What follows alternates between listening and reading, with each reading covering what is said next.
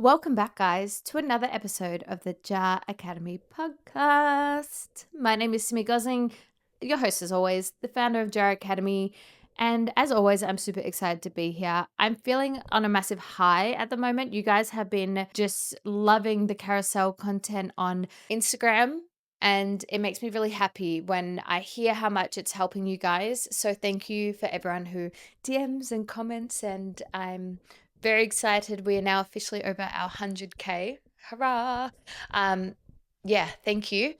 Today's episode, we are going to be talking about the signs we're moving to a more earned secure attachment style or a more secure attachment style. Back when I was on this journey before I did my study, a lot of the lists of like secure attachment style actually caused me more harm than good because I would look at them and I would read them and I'd be like, can communicate their feelings perfectly, doesn't react like it was just this whole list, right? And it was just these Barbie world effect curated lists that made me be like, oh my God, I'm so broken. And I thought that being securely attached would be so much easier because all my problems would go away, right? And I was so broken and I'd read this and I'd feel further away. And I honestly love the list I'm about to give you guys because it's actually about emerging qualities. So these are qualities that you're going to start to see because you're working on your foundational skills, which I spoke about last week's episode. So if you missed it after this, or even pause this one, go listen to that and come back. But really working on those foundational tools on our own journey that help us build our internal world and start to feel really secure internally so we can be secure externally. And it's when we have these skills and we've practiced them enough, and then we start to also learn some applied skills. And when we take these two things, we start to get some emerging qualities.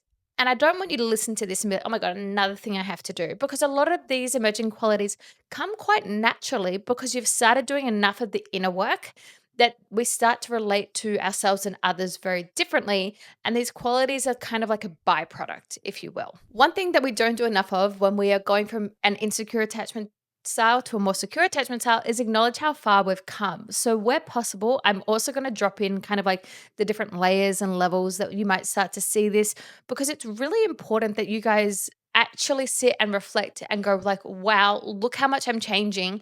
Look how I used to react so unconsciously and so unaware to now maybe I am starting to try to pause before I react. Maybe I am starting to put in conscious effort towards working on these things, like by listening to this podcast, for example, or taking the time out of my day to reflect on my behavior and reflect on my past and sit with that, because all of those things over time make massive, massive shifts. And I remember being in the thick of that journey and being like, this is like the longest journey of my life. And like, you're really going through the trenches. But once you continue to show up in this way, it does become second nature. And you should be so proud of yourselves, is my whole point to that. Now, for this week's brain body medicine fact, it's a short one.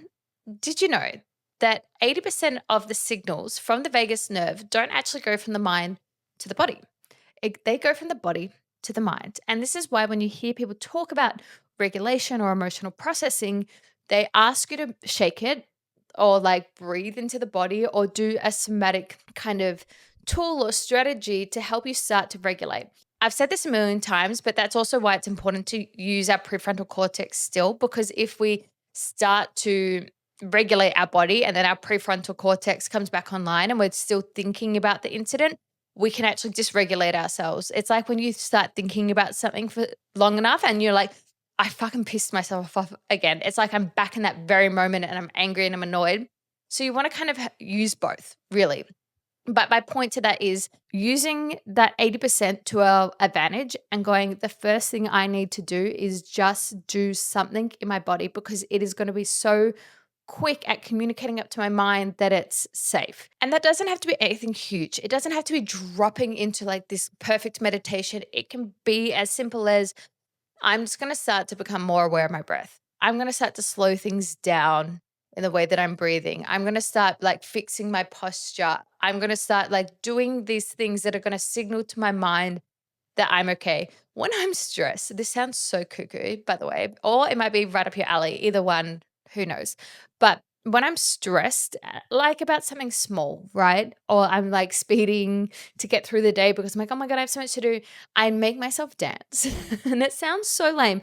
But even if I stop and I dance, I'm like, if I was being chased by a tiger, a lion, or a bear, I would not be dancing right now. And it just kind of helps start to shift things. Anyway, let's jump into it, shall we?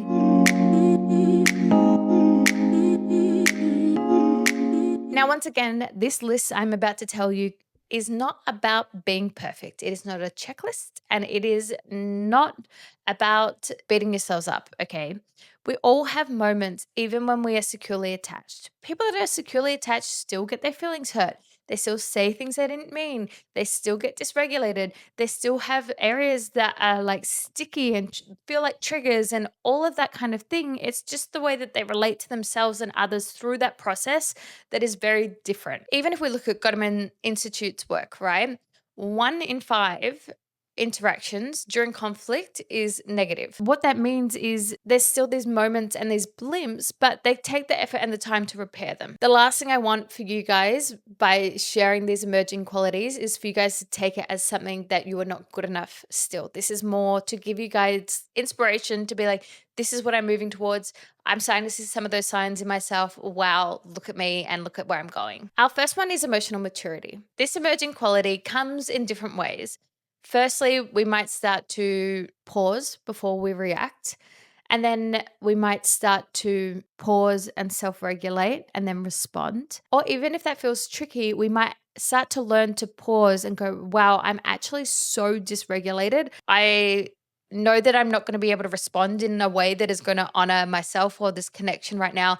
Hey, I'll be back in a couple of minutes. I just need to calm down. There's so many layers to this emotional maturity and different stages that you can be at, but it's really being able to start to move towards having this awareness that I have this truth, this emotional truth of what just happened in my perspective, and so does this other person. And it is in the better health of our relationship to, no matter who we think is right or wrong, to come to a way to see and understand each other's perspectives. Another layer to that as well is we start to do enough of the foundational work that we start to understand our emotions are our emotions, and it's okay to feel them, and it's okay that they're there. They're not saying that we need to get rid of. And we can start to extend that to our partners and to our friends, whoever it might be, of being like, I don't need to fix this for you. Like I can understand how you feel. I can see how you're stressed. I understand why you're stressed. I can even offer to do something nice or kind to help with your stress rather than trying to just like band-aid it up and, get upset or dysregulated ourselves because that person is. Now, again, that's not about being, robot here. Of course, you're going to be upset when your partner is upset, but it's about not letting yourself collapse into that. The next one we see is an increase in resilience. And this is something that you might start to see more within yourself. This is really not just about being able to grit and grind your teeth and move through things, but it's more like a cognitive understanding of, hey, I know that whatever happens with this person that I'm dating right now, that I'm going to be there to support myself if this doesn't go well. Or I can regulate my emotions through hard things. I can turn up for myself when I'm relationally triggered. And it's not about being triggered and it going away in 1 second, but it's about being able to be like, I know that when I'm relationally triggered, I try. That might be where you're at right now. And even that is a huge step forward. Our next emerging quality is self-responsibility. And this self-responsibility is where we can see where maybe we went wrong. And I'm going to use this in the context of disagreements. So let's say my partner and I get into a disagreement and I think that the way that he spoke to me wasn't good, okay? But then I reacted and got angry and was like, you shouldn't speak to me like that. And, took it to another level. I might sit back and go like, well, he shouldn't have spoken to me like that and blah, blah, blah, blah, blah. And I can really lean into what he did wrong.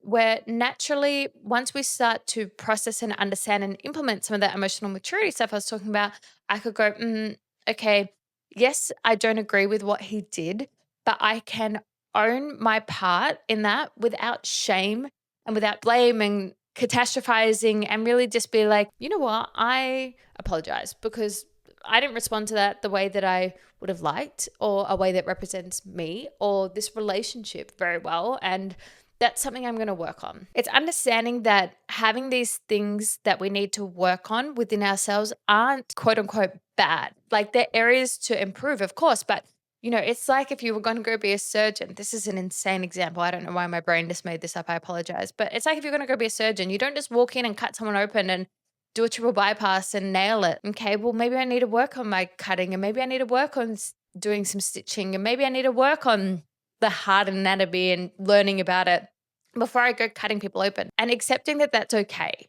because this journey that we're all on is forever unfolding. We are forever learning new things about ourselves. We're forever learning new things about our partners, and differences as we grow and we change and different life challenges happen. So learning to be responsible for ourselves and our emotions without enmeshing into their experience is huge. I do just want to add what I mean by enmeshing into their experience is, and this is a very common one I see, we can start to get obsessed with what our partner needs to do. And if my partner just did this, then that will fix that. And the issue with this is that we stop trying to understand the other person and put our perspective onto them. And the way that I explain this to people is that if there's a door between me and my partner, on my side of the door, there's all my thoughts, feelings, beliefs, my skills I've learned, where I'm at in my journey, all these different parts of me. And on his side, there's all of his. And if I step into his room and I start telling him how to redecorate and what he needs to do, then it can be suffocating because it's not about them actually coming forward and meeting me in the doorway and being like, this is my room and this is what I need to da. It's if I actually stay in my room and I speak about my room and what needs to change in my room, then we can kind of have a bit more of like a dynamic and a way that we're moving forward and understand how that person got there, how that person might not know certain things, what that person might need to work on from their perspective, just like we need to do the same for ourselves. Our next one is our trustworthy/reliability. And this one's a tricky one because I think when we think about being trustworthy, we go, well, I don't cheat, I don't lie. Of course I'm trustworthy. Of course I'm reliable. I turn up on time. But this is more than that. When we think about emotional trust, I tend to put it into the same basket as emotional safety. So, can I be reliable in when things go wrong, the way that I respond? And that doesn't mean, again, getting it perfect. It might be the first time that I do fall into like an old pattern, but I go, I'm going to work on it. And then the next time I make a small improvement and I make a small improvement. And then my partner or that person can go, okay, like, yeah, like they're saying they're going to do the work and they're doing the work and they're slowly moving towards a better outcome.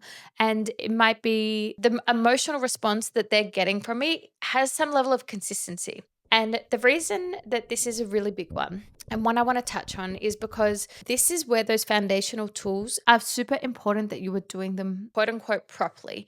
Because if you are like, yep, I'm regulating, but you're really just gritting your teeth and trying to manage your triggers rather than actually going into it and processing it and doing the work and doing your breath work or your meditations and working on your emotional regulation, you can only keep the lid on boiling water for so long. And that's why it spills out and you react and you did it. And it's very hard for people to emotionally find you reliable when you might be agreeing with things and being like, no, it's okay. I need to work on da da da. And then you're reacting and you're blowing up and you're doing all of these things. And it's like, whoa, like you just told me that this was okay and now it's not. And now I'm not sure when you say it's okay next time if that's the truth or not. It creates this emotional instability within the relationship. And it might not be loud, but it's there. And again, this isn't about being quote unquote perfect. Maybe it is for you right now of being like, hey, when I'm in the heat of the moment, I can't respond immediately perfectly. I need to take a second. I'm still kind of breaking this down. I'm still trying to go through my processes so that I can do better and grow in this area, and being really honest with ourselves and others about that. Our next one is relational confidence. When we have done enough of the foundations and applied skills, we start to get a little bit of confidence with closeness and interdependence and being with our partners and also being on our own. And this creates higher standards. And I don't mean that in an egoic way where it's like, I deserve everything and you should pay for my bills and I should get this and I want a Porsche and, like all of these things that are quite superficial. Relational confidence is understanding, I know that if this doesn't go well, this hurts me that I'm going to be able to turn up for myself. And I'm going to start to naturally look for people who are adding on to the internal safety that I'm creating. I don't want to date someone. I've done all this work to build this nervous system stuff and work on my emotions and build this self trust. And I want someone that's going to add to that. I don't want them to take from my basket. So we start to get this little bit of confidence of when we start to see other people's patterns leaving us on red for a few days, we're no longer falling into that chasing and that pick me, choose me kind of energy, because we start to have confidence in what we can give to ourselves and how we can relate to others. Our next one is capacity for intimacy. With this one, when we have a more anxious attachment style, for example, we might assume that we have a lot of capacity for intimacy, but it's capacity for intimacy in the moment, and it comes from a place of a lot of rush and wanting immediate answers, wanting immediate help, wanting immediate support, wanting immediate reassurance, rather than allowing capacity for intimacy of the dynamic. And that might mean coming back and sitting with ourselves a little bit more because we understand, hey, that person's, not quite emotionally maybe at the same level I am right now. So I just need to not rush them there, but give them a little bit of space and a bit more of a cadence that they can start to come to me and share things. And then for someone who might be a bit more avoidant, more capacity for intimacy might look like not forcing yourself to be in a situation where you're gritting your teeth and you're trying to push past it because you're like, I've got to, make more room for co-regulation. But it's starting to, I'm going to try and just like open this door a tiny bit. And then when that feels uncomfortable, I'm going to support myself and I'm going to regulate myself. And then you kind of start to open up that door a little bit more and a little bit more over time. And then eventually the door starts to swing a lot more. Our last one is secure dependence slash interdependence. Now, this one, it does sound a little bit like the relational competence one I just spoke about, but let me explain what I mean by the difference here. It's being able to receive support without collapsing into dependence and I need you, I need you, I need you. I need your help with this emotion that I'm feeling and I'm processing and I need you to help regulate me. And it's also having that little bit of emotional support and not pushing it away. This one obviously is on a scale, but the more that you notice that you're starting to be like, oh, this is a big emotion. And usually I call my boyfriend and I tell him exactly what I'm feeling and what I'm going through. And I need his help and I need his support and I need his emotional guidance of going, okay, this is a problem that I'm having. Let me try and start to figure some of this out on my own. Obviously, don't do this if you're like on the side of the road broken down, like, or in a dangerous situation or something where like you actually need someone. But I'm more talking about if you're having a kind of like a daily thing that might upset you and you find that you tend to pick up the phone and call your boyfriend before you've even had a chance to process or understand how you feel on your own. And when you're on the other end of that and you're someone that tends to kind of push away, it's being able to open up and I had a bad day at work and then allowing that person to be there and support you without just going like, no, I'm stressed, go away. And like actually trying to calm ourselves and sit in it for a second and be like, oh, that's nice. They're trying to do something kind. Anyway, there's a lot there. And I don't want you guys to think that these are all things that you have to go and do and act and execute. But maybe if there are some of these things that you're feeling you don't quite know yet, or haven't quite naturally come through for you, or like you're really having to force some of this, my biggest thing is go and continue to learn applied skills and go back and listen to the foundations one and start to work on building more of those foundations within yourself.